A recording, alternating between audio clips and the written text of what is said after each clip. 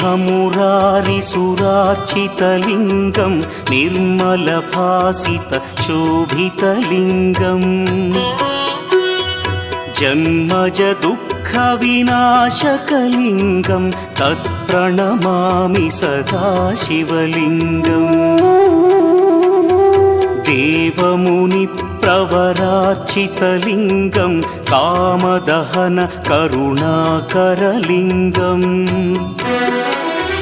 रावणदर्पविनाशकलिङ्गं तत्प्रणमामि सदा शिवलिङ्गम्